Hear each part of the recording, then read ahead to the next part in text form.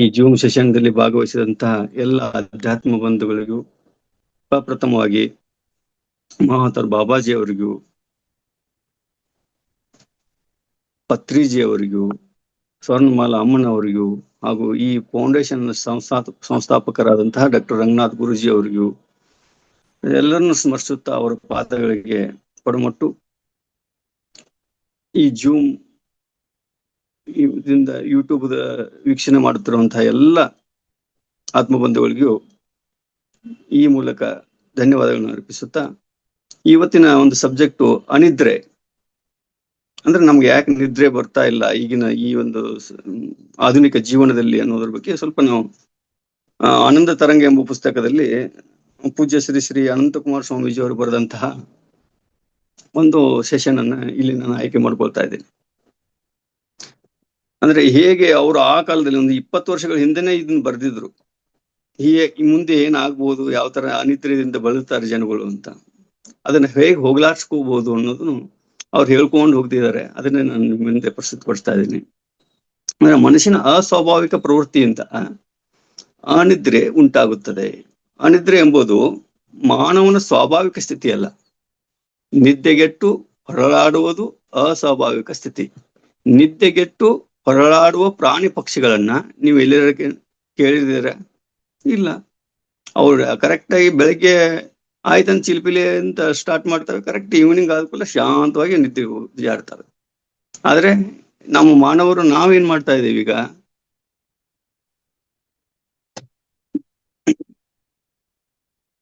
ಈಗ ಮನಸ್ಸಿನ ನೆಮ್ಮದಿ ಕಳೆದುಕೊಂಡು ಅನಿದ್ರೆಯ ಕೈಗೊಂಬೆಯಾಗಿ ನರಳಾಡ್ತಾ ಇದ್ದೀವಿ. ಯಾಕಂದ್ರೆ ಪಾಶ್ಚಾತ್ಯ ದೇಶಗಳಲ್ಲಿ 30% ಜನ ನಿದ್ದೆಗಳಿಗೆ ಮೋರೆ ಹೋಗುತ್ತಿದ್ದಾರೆ. ಈ ಪರಂಪರೆ ನಮ್ಮ ದೇಶದಲ್ಲಿ ಇತ್ತೀಚಿನ ದಿನಗಳಲ್ಲಿ ಹೆಚ್ಚುತ್ತಿರುವುದು ಕಂಡು ಬರ್ತಿದೆ. ಆಧುನಿಕ ಪ್ರಪಂಚದ ಸಂಸ್ಕೃತಿ, ಬೆಳವಣಿಗೆ, ಮನುಷ್ಯನ ಜೀವನ ನಡವಳಿಕೆಗಳೆಲ್ಲ ಆಗುತ್ತಿರುವಂತಹ ಏರುಪರೆಗಳನ್ನ ಗಮನಿಸ್ತಿದ್ರೆ ನೋಡಿ, 20 ವರ್ಷ ಹಿಂದಿಗಳನ್ನು ಹೇಳಿದರು, ಬರುವ 50 ವರ್ಷಗಳಲ್ಲಿ ಮನುಷ್ಯ ನಿದ್ದೆ ಗುಳಿಗೆಗಳಿಲ್ಲದೆ ನಿದ್ದೆ ಮಾಡಲು ಸಾಧ್ಯವೇ ಇಲ್ಲವೇನೋ ಎಂಬ ಭಯವಾಗುತ್ತದೆ. ಹೀಗೆ ಮುಂದುವರೆದರೆ ಮುಂದಿನ ಶತಮಾನದ ಜನರು ನಿದ್ದೆ ಮಾಡುತ್ತಿದ್ದಾರೆಂಬುದು ನಂಬದ ಮಾತಾಗಿ ಓದಿತ್ತು ಅಂತ ಅವತ್ತಿನ ಎಚ್ಚರಿಕೆ ಕೊಟ್ಟಿದ್ರು. ಅದಕ್ಕೆ ಈಗ ಒಂದು ಎಕ್ಸಾಂಪಲ್ ಕೊಟ್ಕೊಂಡು ಹೋಗ್ತಾರೆ ಅವರು. ಕಾರ್ಖಾನೆಯೊಂದರಲ್ಲಿ ಒಬ್ಬನು ಒಳ್ಳೆಯ ಹುದ್ದೆಯಲ್ಲಿ ದುಡಿಯುತ್ತಿದ್ದನು. ಕೆಲವರು ಸಮಸ್ಯೆಗಳು ಹಾಗೂ ಅನೇಕ ಕಾರಣದಿಂದ ಕಾರ್ಖಾನೆ ಬಾಗಿಲು ಮುಚ್ಚಿತು. ವ್ಯಕ್ತಿ ಕೆಲಸಕ್ಕೆ ಕಲ್ಲು ಬಿತ್ತು. ಅವಾಗ ಏನಾಗುತ್ತೆ? ಕೆಲಸವಿಲ್ಲದ ಸಂಸಾರ ತಗೋದು ಹೇಗೆ? ಜೀವನ ನಿರ್ವಹಣೆ ಕುರಿತು ಚಿಂತೆ, ಕಳವಳ, ಆತಂಕ, ಭಯದ ದುಃಖಗಳಿಂದ ರಾತ್ರಿ ನಿದ್ದೆಯನ್ನ ಕಳೆದುಕೊಂಡನು. ಅದೇ ರೀತಿ ಇನ್ನು ವ್ಯಾಪಾರದಲ್ಲಿ ಏನಾದ್ರೆ ಒಬ್ಬರಿಗೆ ವ್ಯಾಪಾರದಿಂದ ಬಹಳ ವಿಲಾಸಮಯ ಜೀವನ ನಡೆಸಲು ಕಾರಣವಾಗಿತ್ತು. ಅಂದ್ರೆ ಒಳ್ಳೆ ವ್ಯಾಪಾರ ನಡೀತಾ ಇತ್ತು ಒಬ್ಬನಿಗೆ. ಆದ್ರೆ ವ್ಯಾಪಾರದಲ್ಲಿ ದಿಢೀರ್ನು ಉಂಟಾದ ನಷ್ಟದಿಂದ ವ್ಯಾಪಾರ ಕುಸಿತವಾಯಿತು. ಮುಂದೆಂದು ಹೇಳಲಾರದ ಏಟು ಬಿತ್ತು. ಆವಾಗ ಎಲ್ಲವನ್ನು ಕಳೆದುಕೊಂಡು ಬಾಡಿಗೆ ಮನೆಯಲ್ಲಿ ಜೀವನ ನಡೆಸಲು ಸಾಧ್ಯವಾಗಲಿಲ್ಲ. ನಿದ್ದೆ ಇಲ್ಲದ ರಾತ್ರಿ ಇಡೀ ಹೋರಾಟವೇ ಜೀವನವಾಯಿತು. ಅಂದ್ರೆ ಯಾವ ಕಾರಣಗಳಿಂದ ನಮ್ಗೆ ನಿದ್ದೆ ಸಮಸ್ಯೆ ಬರ್ತಾವೆ? ಅತ್ಯಂತ ಪ್ರತಿಭಾನ್ವಿತ ಮಗ ಸಹವಾಸ ದೋಷಗಳಿಂದ. ಈಗಿನಂತೂ ಬಹಳ ಈಗಿನ ಪರಿಸ್ಥಿತಿಯಲ್ಲಿ ಡ್ರಗ್ ಎಡಿಕ್ಟು, ಆಮೇಲೆ ಇಂಥದ್ರಿಂದ ಎಷ್ಟೋ ಮಕ್ಕಳು ದಾರಿ ತಪ್ತಾ ಇದ್ದಾರೆ. ಆದ್ರಿಂದ ಅವ್ರ ಅಪ್ಪನಿಗೆ ನಿದ್ದೆ ಬರ್ತಾ ಇಲ್ಲ. ಅವ್ರ ನರಳಾಟದ ರಾತ್ರಿಗಳನ್ನು ನೀಡ್ತಾ ಇದೆ. ಜೀವನದಲ್ಲಿ ಬರುವ ಸಮಸ್ಯೆ ಹಾಗೂ ಚಿಂತೆಗಳು ಮನುಷ್ಯನನ್ನ ನಿದ್ದೆ ಇಲ್ಲದೆ ಹೊರಳಾಡುವಂತೆ ಮಾಡುತ್ತಿವೆ. ಇದರಿಂದ ಮನುಷ್ಯನ ಜೀವನದಲ್ಲಿ ಅಶಾಂತಿಯ ತೆರೆಗಳು, ಅಲೆಗಳು ಬರ್ತಾ ಇವೆ. ಹಾಗೆ ಈಗ 16 ವರ್ಷ, ಈಗ ಕೆಲವೊಬ್ಬರಿಗೆ ಪಾಪ ಈಗ ಮನೆಯಲ್ಲಿ ಮಕ್ಕಳು ಮದುವೆ ಆಗ್ಲಿಲ್ಲ ಅಂದ್ರೆ ಅದು ಕೂಡ ನಿದ್ದೆಗೆ ಅನಿದ್ರೆಗೆ ಕಾರಣವಾಗುತ್ತೆ. ಸಮಸ್ಯೆಗಳ ಬಂದಾಗ ಏನಾದ್ರೂ ಕಳೆದುಕೊಂಡಲ್ಲಿ, ದುರಂತಗಳು ಎದುರಾದಲ್ಲಿ ಚಿಂತೆಯಿಂದ ನಿದ್ದೆಯನ್ನು ನಾವು ಕಳೆದುಕೊಳ್ತೇವೆ. ಆದ್ರೆ ಇನ್ನು ಮುಂದೆ ನೋಡಿ, ಬಡತನದಲ್ಲಿ ಇದ್ದರೂ ಕೂಡ ಒಬ್ಬನಿಗೆ ನಿದ್ದೆಗೆ ಕೊರತೆ ಇರಲಿಲ್ಲ. ಆಕಸ್ಮಿಕವೋ ಎಂಬಂತೆ ಲಾಟರಿಯಲ್ಲಿ ಕೋಟಿ ರೂಪಾಯಿಗಳನ್ನು ಗೆದ್ದು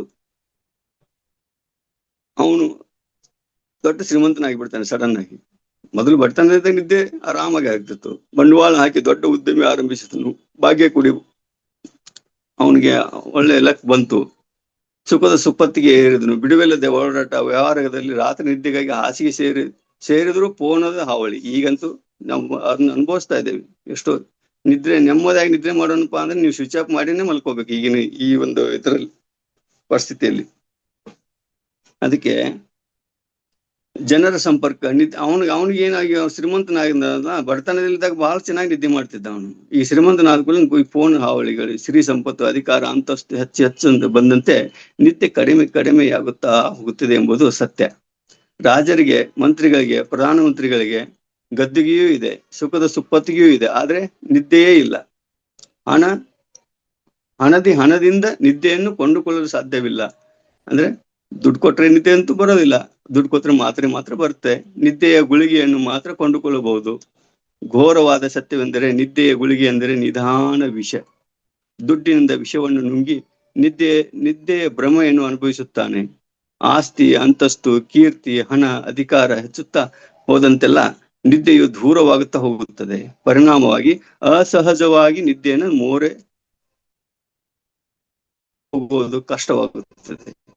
ಅದಕ್ಕೆ ಈ ವಿಜ್ಞಾನಿಗಳು, ಕಲಾವಿದರು, ಬರಹಗಾರರು ಸಾಧನೆಗಾಗಿ ತನ್ನನ್ನು ತೊಡಗಿಸಿಕೊಂಡ್ರು ಅವರು ನಿದ್ದೆಗೆಟ್ಟಾದ್ರೂ ಸಾಧನೆ ಮಾಡ್ತಾರೆ, ನಿದ್ದೆಯನ್ನು ವಂಚಿತರಾಗುತ್ತಾರೆ. ಆದ್ರೆ ತಮ್ಮ ಸಾಧನೆಯನ್ನ, ಸಿದ್ಧಿಯನ್ನು ಹೊಂದಿದ ಮರುಕ್ಷಣದಲ್ಲಿ ಕಳೆದುಕೊಂಡು ನಿದ್ದೆಯನ್ನು ಪಡೆದುಕೊಂಡು ಸಮತೋಲನವನ್ನು ಕಾಪಾಡಿಕೊಳ್ಳುತ್ತಾರೆ. ಅವರಿಗೆ ತೃಪ್ತಿ, ನೆಮ್ಮದಿ ಇರುತ್ತದೆ. ಇದು ಸಹಜವಾದ ನಿದ್ದೆಯಾಗಿರುತ್ತದೆ. ಗುಳಿಗೆಯಿಂದ ಪಡೆದ ನಿದ್ರೆ ಅಲ್ಲ ಅನ್ನೋದನ್ನ ನಾವು ಇಲ್ಲೆಲ್ಲ ಮನವರಿಕೆ ಮಾಡ್ಕೋಬೇಕು. ಆದ್ರೆ ಮನಸ್ಸಿನಲ್ಲಿ ಭಯ, ಆತಂಕ, ಕಳವಳ, ಚಿಂತೆಗಳು ತುಂಬಿಕೊಳ್ಳುವ ಕಾರಣ ನಿದ್ದೆ ಇಲ್ಲದಂತಾಗುತ್ತದೆ. ಈಗ ನೋಡಿ ಮೇಡಮ್, ನಾನು ಆಫ್ ಮಾಡ್ಕೊಳ್ಳ, ಇದು ವಿಡಿಯೋ ಆಫ್ ಮಾಡಿ ನೋಡ್ತೀನಿ ಮೇಡಮ್. ವಿಡಿಯೋ ಆಫ್ ಮಾಡ್ಕೊಂಡು ಮಾತಾಡಿ ಸರ್, ಸರಿ ಆಗ್ಬೋದು. ನಿದ್ದೆ ಇಲ್ಲದಂತ ಒಂದು ಅನಿರೀಕ್ಷಿತ ಒದಗಿ ಬಂದು ಆಘಾತ, ಹತಾಶೆ, ನೋವು, ದುರಂತಗಳು ಮನುಷ್ಯನ ನಿದ್ದೆಯನ್ನ ಕಬಳಿಸುತ್ತವೆ. ನಿರಾಸೆ, ದುಃಖ, ನೋವು, ಮಾನಸಿಕ ಒತ್ತಡ, ಆತಂಕ, ಬೇಗುದಿಗಳ ಕೈಗೊಂಬೆಯಾಗಿ ಮನುಷ್ಯನ ನಿದ್ರೆಯನ್ನ ಕಳೆದುಕೊಳ್ಳುತ್ತಾನೆ. ದುರಂಕಾರವು ಮನುಷ್ಯನ ನಿದ್ದೆಯನ್ನು ಕಿತ್ತುಕೊಳ್ಳುತ್ತದೆ. ನಿರಂಕಾರಿಗಳಿಗೆ, ಸಮಚಿತ್ರವುಳ್ಳವರಿಗೆ, ಎಲ್ಲರನ್ನು ಸಮಾನವಾಗಿ ಕಾಣುವವರಿಗೆ ನಿದ್ದೆ ಇಲ್ಲದ ಬಾಧೆ ಇರುವುದಿಲ್ಲ. ಅಂದ್ರೆ ನಮ್ಮ ಮನಸ್ಸು ಎಷ್ಟು ಪರಿಶುದ್ಧವಾಗಿರಬೇಕು ಅನ್ನೋದನ್ನ ಹೇಳ್ತಾ ಇದ್ದಾರೆ ಅವರು. ನಮ್ಗೆ ಯಾವುದೇ ಅಹಂಕಾರ ಪಡೋದು ಬೇಡ, ಸಮಚಿತ್ತವಾಗಿ ಎಲ್ಲರೂ ಪರಮಾತ್ಮನ ಮಕ್ಕಳು, ಎಲ್ಲರಲ್ಲಿಯೂ ಪರಮಾತ್ಮನಿದ್ದಾನೆ. ಈಗ ನಮ್ಮ ಮಹಾವತಾರ್ ಫೌಂಡೇಶನ್ ನಮ್ಗೆ ಹೇಳ್ಕೊಡ್ತಾರಂತ ಪಾಠನೇ ಅದು. ಪ್ರತಿಯೊಬ್ಬರಲ್ಲೂ ಪರಮಾತ್ಮನಿದ್ದಾನೆ, ಪ್ರತಿಯೊಬ್ಬರು ಮಾಸ್ಟರ್ಗಳು. ಅವರನ್ನ ನಾವು ಈ ತರದ ಒಂದು ಮನೋಭಾವದಿಂದ ಕಾಣ್ತಾ ಹೋದಲ್ಲಿ ನಮ್ಗೆ ಎಲ್ಲಿ ಯಾವುದು ಅಹಂಕಾರ ಬರೋದಿಲ್ಲ, ಹೊಟ್ಟೆ ಕಿಚ್ಚು ಬರೋದಿಲ್ಲ. ಅದರಿಂದ ಯಾವುದೇ ಕೆಟ್ಟ ವಿಚಾರಗಳು ನಮ್ಮ ತಲೆಯಲ್ಲಿ ಸುಳಿಯುವುದಿಲ್ಲ. ಎಲ್ಲವೂ ಆಧ್ಯಾತ್ಮಿಕವಾಗಿ ಚಿಂತನೆಯನ್ನು ನಾವು ಮಾಡ್ತಾ ಹೋಗ್ತೇವೆ. ಭಗವಂತನ ಪಾದಗಳಿಗೆ ತಮ್ಮ ಸಮರ್ಪಿಸಿಕೊಂಡವರಿಗೆ ನಿದ್ರಾಹೀನತೆ ಸಮಸ್ಯೆಯೇ ಇಲ್ಲ. ನಿನ್ನೆ, ಇಂದು, ನಾಳೆಗಳೆಲ್ಲವನ್ನೂ ನಡೆಸುವವನು ಅವನೇ. ಪರಮಾತ್ಮನೇ ಎಲ್ಲದಕ್ಕೂ ಕಾರಣನೆಂದು ತಿಳಿದ ಮೇಲೆ ಅವನನ್ನು ಪರಿಪೂರ್ಣವಾಗಿ ನಂಬಿದವರಿಗೆ ನಿದ್ದೆ ಇಲ್ಲದೆ ರಾತ್ರಿಗಳ ಹೊರಳಾಟದ ಭೀತಿ ಇಲ್ಲ. ಪರಮಾತ್ಮನ ಬಗೆಗೆ ನಂಬಿಕೆ, ಅರ್ಪಣೆ, ವಿಶ್ವಾಸ ಇರುವವರಿಗೆ ನಿದ್ರೆಯ ಸಮಸ್ಯೆಯೇ ಇಲ್ಲ. ಹಂಗಾದ್ರೆ ನಾವು ಏನ್ ಮಾಡ್ಬೇಕಾಗಿದೆ ಈ ಆಧುನಿಕ ಒಂದು ಜಗತ್ತಿನಲ್ಲಿ? ನಂಬಿಕೆ, ಆ ಪರಮಾತ್ಮನಲ್ಲಿ ಅಚಲವಾದ ನಂಬಿಕೆ.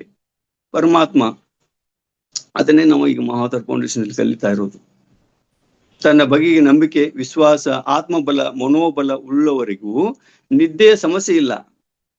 ನಾವು ಅದನ್ನೇ ತಗೋಬೇಕು. ನಾವು ಯಾವಾಗ ಜ್ಞಾನದಿಂದ ಈ ಒಂದು ಮಹಾವತಾರ್ ಫೌಂಡೇಶನ್ ಹೇಳಿಕೊಡುವಂತ ಬೆಳಗಿನ ಸ್ಟಾರ್ಟಿಂಗ್ ಬೆಳಗ್ಗೆ ನಾವು ಬ್ರಾಹ್ಮಿ ಮುಹೂರ್ತದಲ್ಲಿ ಎದ್ದುಕೊಂಡು ಏನ್ ಮಾಡ್ತೇವೆ? ಧ್ಯಾನ ಮಾಡ್ತೇವೆ. ಆ ಧ್ಯಾನದಿಂದ ಆದ ಕೂಡಲೇ ಮತ್ತೆ ಯೋಗಾಸನವನ್ನು ಕಲಿತೇವೆ. ಅದು ಮನೋಬಲವನ್ನು ಇನ್ನಷ್ಟು ಹೆಚ್ಚಿಸುತ್ತೆ. ಅದಾದ ಮೇಲೆ ಸಮಗ್ರ ಜೀವನ ಸ್ವಾಸ್ಥ್ಯ, ಅಲ್ಲಿ ಅನೇಕ ಹಿರಿಯ ಮಾಸ್ಟರ್ಗಳು ಕೊಡುವಂತಹ ಜ್ಞಾನ ಅಪಾರವಾದ ಜ್ಞಾನ. ಅದು ಎಷ್ಟು ಕೋಟಿ ಕೊಟ್ಟರು ಸಿಗದಂತಹ ಜ್ಞಾನವನ್ನು ನಮ್ಮ ಹಿರಿಯ ಮಾಸ್ಟರ್ಗಳು ಕೊಡ್ತಾ ಇದ್ದಾರೆ ಎಲ್ಲರೂ. ಅವುಗಳಿಂದ ನಮ್ಮಲ್ಲಿ ಮನೋಬಲ ಇನ್ನಷ್ಟು ಜಾಸ್ತಿ ಆಗುತ್ತದೆ. ಅಂದ್ರೆ ಧನಾತ್ಮಕ ಚಿಂತನೆಯು ಜಾಸ್ತಿ ಆಗುತ್ತದೆ. ಆ ಜಾಸ್ತಿ ಆಗುವಂತಹ ಚಿಂತನೆಗಳಿಂದ ನಿಮ್ಮಲ್ಲಿರುವಂತಹ ಪಾಸಿಟಿವ್ ವೈಬ್ರೇಷನ್ಸ್ ಅವು ಯಾವುದೇ ರೋಗ ರುಜಿನಗಳನ್ನ ಹೊಡೆದು ಓಡಿಸುವಷ್ಟು ಶಕ್ತಿ ನಿಮ್ಮಲ್ಲಿ ತಂತಾನೆ ಬೆಳೆಯುತ್ತೆ, ವೃದ್ಧಿಯಾಗುತ್ತೆ. ಅದಕ್ಕೆ ನಾವು ಶಾರೀರಿಕ ಆರೋಗ್ಯ, ಮಾನಸಿಕ ಆರೋಗ್ಯಗಳನ್ನು ಕಾಪಾಡಿಕೊಂಡವರಿಗೆ, ಪ್ರಕೃತಿಗೆ ಹತ್ತಿರವಾಗಿದ್ದವರಿಗೆ ಅನಿದ್ರೆ ಸಮಸ್ಯೆ ಇರುವುದಿಲ್ಲ. ಜೀವನದಲ್ಲಿ ಪ್ರಾಕೃತಿಕ ಜೀವನಕ್ಕೆ ಅತ್ಯಂತ ಪ್ರಾಧಾನ್ಯವಿದೆ. ಅದಕ್ಕೆ ನಮ್ಮ ರಂಗನಾಥ್ ಗುರುಗಳು ಆವಾಗ ನೀವು ಇಂಗ್ಲಿಷ್ ಮೆಡಿಸಿನ್ಗೆ ಹೋಗ್ಬೇಡಿ, ಮನೆ ಮದ್ದುಗಳನ್ನು ಯೂಸ್ ಮಾಡಿ.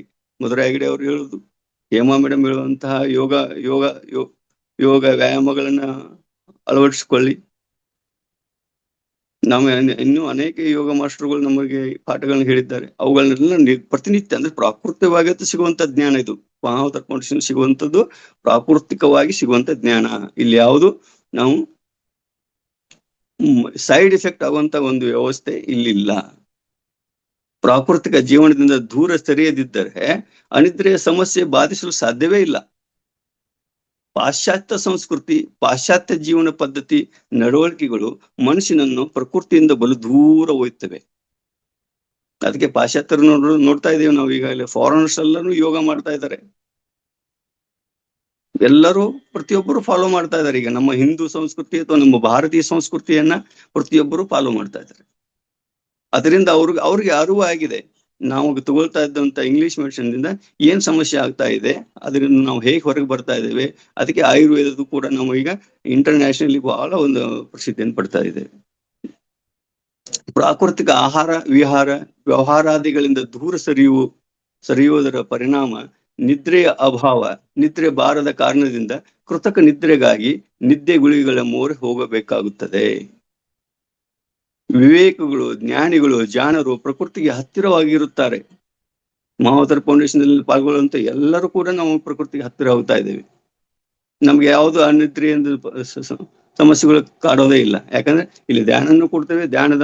ಧ್ಯಾನದಿಂದ ಬರುವಂತಹ ಅಪರಿಚಿತ ವೈಬ್ರೇಷನ್ ನಿಮಗೆ ಇಚ್ಛೆ ಪಟ್ಟಾಗ ನೀವು ನಿದ್ರೆ ಮಾಡಬಹುದು. ಅಷ್ಟೊಂದು ಶಕ್ತಿ ನಿಮ್ಮಲ್ಲಿ, ಆ ದೈವಿ ಶಕ್ತಿ ನಿಮ್ಮಲ್ಲಿ ಬಂದಿರುತ್ತೆ. ಅನಿದ್ರೆಯ ಕಾರಣಗಳಲ್ಲಿ ಅರಿಷಡ್ ವರ್ಗಗಳು ಕೂಡ ಸೇರಿಕೊಂಡಿವೆ. ನಾವು ಅನಿದ್ರೆಗೆ ಸಮಸ್ಯೆಗೆ ಅರಿಷಡ್ ವರ್ಗಗಳು ಸೇರಿಕೊಂಡಿವೆ.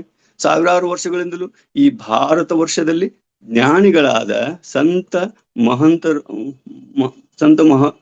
ಮಹಾಂತರರು ಕಾಮ, ಕ್ರೋಧ, ಲೋಭ, ಮೋಹ, ಮದ, ಮತ್ಸರಗಳನ್ನ ಬಿಟ್ಟು ಬಿಡಬೇಕೆಂದು ಬೋಧಿಸಿದ್ದಾರೆ.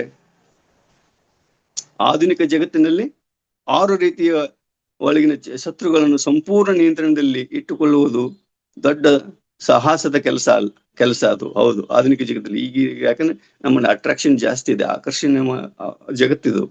ಇದರಲ್ಲಿ ಇವುಗಳನ್ನು ಮೇಲ್ಗಡೆ ಹೇಳಿದಂತಹ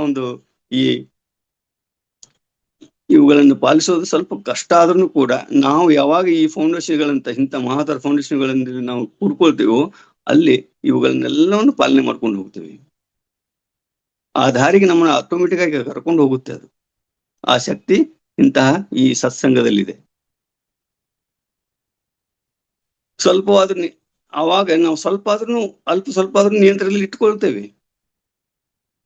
ಪೂರ್ತಿ ಸಾಧ್ಯವಾಗದಿದ್ದರೂ ಸ್ವಲ್ಪವಾದ್ರೂ ನಿಯಂತ್ರಣದಲ್ಲಿ ಇಟ್ಟುಕೊಳ್ಳಲೇಬೇಕು. ನಮ್ಮ ಗುರಿಯ ಕಡೆಗೆ ಅಚಲ ನಂಬಿಕೆ, ಪ್ರಯತ್ನಶೀಲತೆಯಲ್ಲಿ ನಮ್ಮನ್ನು ನಾವು ತೊಡಗಿಸಿಕೊಂಡು ಯುವ ಜನತೆಯನ್ನು ಕೂಡ ನಾವು ಈ ಫೌಂಡೇಶನ್ಗೆ ಅಥವಾ ಇಂತಹ ಸನ್ಮಾರ್ಗದಲ್ಲಿ ತರುವಂತ ಕೆಲಸವನ್ನ ನಾವೆಲ್ಲರೂ ಮಾಡಬೇಕಾಗಿದೆ. ಅದು ನಾವು ನಡೆದುಕೊಳ್ಳುವಂತಹ ಸಂಸ್ಕಾರಗಳು, ನಾವು ಮನೆಯಲ್ಲಿ ಅಳವಡಿಸಿಕೊಳ್ಳುವಂತಹ ಸಂಸ್ಕಾರಗಳ ಮೇಲೂ ಕೂಡ ಡಿಪೆಂಡ್ ಆಗುತ್ತೆ. ಈಗ ನೋಡಿ, ಎಷ್ಟೋ ಸಲ ಮುಂಗೋಪದಿಂದ ಕೆಲವೊಮ್ಮೆ ಆಗಬಾರ್ದೆಲ್ಲ ಆಗುತ್ತೆ. ವಿವೇಕಿಗಳಿಗಾದರೂ ಸಹನೆ, ತಾಳ್ಮೆಯಿಂದ ವಿಚಾರಶೀಲರಾಗಿ ವರ್ತಿಸುತ್ತಾರೆ. ಆ ವಿವೇಕ ಎಲ್ಲಿಂದ ಬರಬೇಕು? ಇಂತಹ ಸತ್ಸಂಗದಿಂದ ಬರಬೇಕು. ಸಂಯಮದಿಂದ ಬರಲಿರುವ ಅನಾಹುತಗಳನ್ನು ತಡೆಯುತ್ತಾರೆ. ಆಗಿರುವ ತಪ್ಪುಗಳಿಗಾಗಿ ಕೋಪಿಸಿಕೊಳ್ಳದೆ, ಮರುಗದೆ ಮುಂದೆ ಆಗಬೇಕಾಗಿರುವ ಒಳ್ಳೆಯದನ್ನು ಮಾತ್ರ ವಿವೇಕಿಗಳು ಯೋಚಿಸುತ್ತಾರೆ. ಕೋಪವನ್ನ ನಿಯಂತ್ರಣದಲ್ಲಿಟ್ಟುಕೊಂಡವರಿಗೆ ಅನಿದ್ರೆಯ ಸಮಸ್ಯೆಯೇ ಇಲ್ಲ. ಕೋಪಿಗಳಾದವರಿಗೆ ನಿದ್ದೆ ಬಾರದಿರುವ ಸಮಸ್ಯೆ ಪೀಡಿಸುತ್ತಿರುತ್ತದೆ. ಲೋಭ, ಮೋಹ, ನಾನು ಹಾಗೂ ಮತ್ಸರ, ಮದಗಳ ಕೂಡ ಮನುಷ್ಯನ ಅನಿದ್ರೆಯ ಸಮಸ್ಯೆಗೆ ಕಾರಣವಾಗುತ್ತದೆ. ಇವನ್ನು ನಿಯಂತ್ರಣದಲ್ಲಿ ಇಟ್ಟುಕೊಂಡವರಿಗೆ ನಿದ್ರೆಯ ಸಮಸ್ಯೆಯೇ ಇಲ್ಲ. ಅರಿಷಡ್ವರ್ಗಗಳಿಗೆ ದಾಸರಾದವರು ನಿದ್ರೆ ಇಲ್ಲದ ಇರುಳುಗಳೇ ಇಲ್ಲ, ಅಂದ್ರೆ ರಾತ್ರಿಗಳೇ ಇಲ್ಲ, ಹೊರಡಾಡುತ್ತಾ ಯಾತನಾಮಯವಾಗಿ ಹೆಣಗಾಡುತ್ತಿರ್ತಾರೆ. ಅರಿಷಡ್ವರ್ಗಗಳನ್ನ ನಿಯಂತ್ರಣದಲ್ಲಿ ಇಟ್ಟುಕೊಂಡವರಿಗೆ ಸುಖವಾದ ನಿದ್ರೆ ಬರುತ್ತದೆ. ಆ ಅರಿಷಡ್ವರ್ಗಗಳನ್ನ ಈ ಮಹಾವತಾರ ಫೌಂಡೇಶನ್ ನಮಗೆ ಪ್ರತಿದಿನ ಎಚ್ಚರಮಯವಾಗಿ ನಮ್ಗೆ ಹೇಳ್ಕೊಡ್ತಾ ಇದೆ. ರಂಗನಾಥ ಗುರುಜಿಗಳು ಅದಕ್ಕೆ ಪದೇ ಪದೇ ಹೇಳ್ತಾ ಇರೋದು, ನೀವು ಪ್ರತಿದಿನನೂ ಧ್ಯಾನ ಮಾಡಿ, ಪ್ರತಿದಿನವೂ ನಮ್ಮ ಕ್ಲಾಸ್ಗಳನ್ನ ಅಟೆಂಡ್ ಮಾಡಿ, ಪ್ರತಿದಿನವೂ ಸಮಗ್ರ ಸ್ವಾಸ್ಥ್ಯದ ಕೊಡುವಂತಹ ಮುದ್ರೆಗಳನ್ನ ಇವುಗಳನ್ನು ಪಾಲನೆ ಮಾಡಿ. ಅದಕ್ಕೆ ಸುಖ ಆನಂದಕರವಾದಂತ ನಿದ್ದೆ ಬರಬೇಕಾದರೆ ಶರೀರ ಆರೋಗ್ಯವಾಗಿರಬೇಕು, ಮನಸ್ಸು ಆರೋಗ್ಯ ಪೂರ್ಣವಾಗಿರಬೇಕು, ಆತ್ಮ ಚೈತನ್ಯವಿರಬೇಕು. ಯಾರು ಪರಿಪೂರ್ಣವಾಗಿ ಪರಮಾತ್ಮನಲ್ಲಿ ಸಮರ್ಪಣೆ ಮಾಡಿಕೊಂಡಿರುತ್ತಾರೋ, ಪರಮಾತ್ಮನೊಂದಿಗೆ ಐಕ್ಯತೆಯನ್ನ ಹೊಂದಿರುತ್ತಾರೋ, ಆಧ್ಯಾತ್ಮಿಕವಾಗಿ ಬದುಕುತ್ತಾರೆಯೋ ಅವರು ಆನಂದಪೂರ್ಣವಾಗಿ ಸುಖ ನಿದ್ದೆಯನ್ನ ಅನುಭವಿಸುತ್ತಾರೆ. ಪ್ರಾಕೃತಿಕವಾದ ಬದುಕು, ಆಧ್ಯಾತ್ಮಿಕವಾದ ಬದುಕು ಭಗವಂತನೊಡನೆ ಆಧ್ಯಾತ್ಮಿಕ ಸುಖ ನಿದ್ದೆಯನ್ನ ನೀಡುತ್ತವೆ. ಭಗವಂತನೊಡನೆ ನಾವು ಒಂದಾದಾಗ, ಅವನಲ್ಲಿ ಸಮರ್ಪಕ ಭಾವನೆಯನ್ನು ನೀಡಿದಾಗ ನಮಗೆ ಸುಖ ನಿದ್ದೆಯನ್ನ ಮನಸ್ಸು ಹೊಂದುತ್ತದೆ. ದೇಹಗಳು ಶಾಂತಿ, ನೆಮ್ಮದಿ, ಸಂತೋಷ, ಸಮಾಧಾನವನ್ನು ಹೊಂದುತ್ತವೆ. ಪರಮಾತ್ಮನಿಗೆ ಶರಣಾಗತನಾಗಲೇಬೇಕು. ಅದಕ್ಕಾಗಿ ತಾನೆ ಈ ಜನ್ಮಗಳು ನಮಗೆ ಆ ಪರಮಾತ್ಮ ನೀಡಿರುವುದು. ನೀವು 108 ಜನ್ಮಗಳನ್ನು ಪಡೆದರೂ ಕೂಡ ನೀವು ಕೊನೆಗೆ ನನ್ನಲ್ಲೇನೆ ಲೀನವಾಗಬೇಕು ಅಂತ ಹೇಳ್ತಾ ಇದ್ದೇನೆ ಅವನು. ಅದಕ್ಕೆ ನಾವು ಇಷ್ಟು ಜನ್ಮಗಳನ್ನು ಪಡ್ಕೊಂಡು ಬರ್ತಾ ಇದ್ದೇವೆ. ಆದ್ರೂ ತಪ್ಪುಗಳನ್ನು ಮಾಡಿದಾಗ ಮತ್ತೆ 3 ಜನ್ಮಗಳನ್ನು ಪಡ್ಕೊಂಡು ಬರ್ತಾ ಇದ್ದೇವೆ. ಅದಕ್ಕೆ ನಾವು ನಿದ್ರೆಗೂ ಕೂಡ ನೆಮ್ಮದಿಯನ್ನು ಪಡೆಯಬೇಕಾದ್ರೆ ನಾವು ಸನ್ಮಾರ್ಗದಲ್ಲಿ ನಡಿಬೇಕು, ಸತ್ಸಂಗದಲ್ಲಿ ನಡಿಬೇಕು, ಹಾಗೂ ನಮ್ಮ ನೀಡಿರುವ ಕರ್ತವ್ಯ ಜವಾಬ್ದಾರಿಯನ್ನು ಪ್ರಾಮಾಣಿಕತೆಯಿಂದ ನಿರ್ವಹಿಸಬೇಕು. ಅವಾಗ ಮಾತ್ರ ನಿದ್ರೆ, ಶಾಂತಿ, ಸಮಾಧಾನ, ನೆಮ್ಮದಿ. ಅದಕ್ಕೆ ನಾವೀಗ ನಿದ್ರೆ ಮಾಡ್ಬೇಕಾದ್ರೆ ಈ ಒಂದೆಡೆ ನಮಗೆ ಎಂತ ಸಮಸ್ಯೆಗಳನ್ನ ಬಳಲ್ತಾ ಇದ್ರೆ ನಾವೇನ್ ಮಾಡ್ತೇವೆ? ಯೋಗ ನಿದ್ರಾ ಮಾಡ್ತೇವೆ. ಆ ಯೋಗ ನಿದ್ರೆಗಳನ್ನ ನಮ್ಮ ಯೋಗ ಮಾಸ್ಟರ್ ದಿನಂಪ್ರತಿ ನಿಮಗೆ ಎಲ್ಲಾ ಯೋಗಾಸನಗಳು ಆದ್ಮೇಲೆ ಕೊನೆಗೆ ಶವಾಸನ, ಅದನ್ನೇ ಅಮೃತಾಸನ ಅಂತ ಹೇಳ್ತೇವೆ, ಅದನ್ನೇ ಯೋಗ ನಿದ್ರಾ ಅಂತ ಹೇಳ್ತೇವೆ. ಅದನ್ನ ಮಾಡಿಸ್ತಾರೆ. ಅದನ್ನ ಬೆನ್ನಿನ ಮೇಲೆ ಮಲಗಿ, ನೇರವಾಗಿ ನೆಲದ ಮೇಲೆ ಮಲಗಿ, 2 ಪಾದಗಳ ನಡುವೆ ಸುಮಾರು 1 ಅಡಿ ಅಂತರ ಇಟ್ಟುಕೊಂಡು ಬರುವುದನ್ನ ಹೇಳ್ತಾರೆ. ಅದನ್ನ ಅವರು ಗೈಡೆನ್ಸ್ ದಲ್ಲಿ ಹೋಗ್ತಾ ಹೋಗ್ಬೇಕು. ಕಣ್ಣುಗಳನ್ನು ಮುಚ್ಚಿ ಪ್ರತಿಯೊಂದು ಅಂಗಗಳಲ್ಲಿ ರೆಸ್ಟ್ ಕೊಡ್ತಾ ಹೋಗ್ತಾರೆ. ಇದಲ್ಲದೆ ಇನ್ನೊಂದು ಥೆರಪಿ ಇದೆ, ಅದನ್ನ ಡಾರ್ಕ್ ಥೆರಪಿ ಅಂತ ಹೇಳ್ತಾರೆ. ಅದು ಕಣ್ಣಿಗೆ ಬಟ್ಟೆ ಕಟ್ಕೊಂಡು ಧ್ಯಾನ ಮಾಡೋದು. ಅದರಲ್ಲಿ ಕೂಡ ನೀವು ಆಟೋಮೆಟಿಕ್ ಆಗಿ ನೀವು ನಿದ್ರಾ ಅವಸ್ಥೆಗೆ ತೆರಳ್ತಾರೆ. ಎಷ್ಟಿದೆ ಸರ್? ಇನ್ನು ತುಂಬಾ ಇದೆಯಾ? ಇದೆ, ಕೊನೆಗೆ ಮುಗಿತು ಮೇಡಮ್. ಇದೇ ಕಂಟಿನ್ಯೂ ಮಾಡೋಣ ನೆಕ್ಸ್ಟ್ ಅಲ್ಲಿ. ಸರ್ ಮುಗಿಸಿ ಒಂದೇ. Okay madam, okay. ಇಷ್ಟು ಹೇಳಲು ಅವಕಾಶ ನೀಡಿದಂತಹ ಈ ಮಹಾವತಾರ ಫೌಂಡೇಶನ್ಗೂ ಹಾಗೂ ಇದನ್ನ ತಾವು ತದೇಕ ಚಿತ್ತದಿಂದಕ್ಕೆ ಆಲಿಸಿದಂತ ಎಲ್ಲ ಆತ್ಮಬಂಧುಗಳಿಗೆ ಶರಣಾರ್ಥಿಗಳು. ನಮಸ್ತೆ.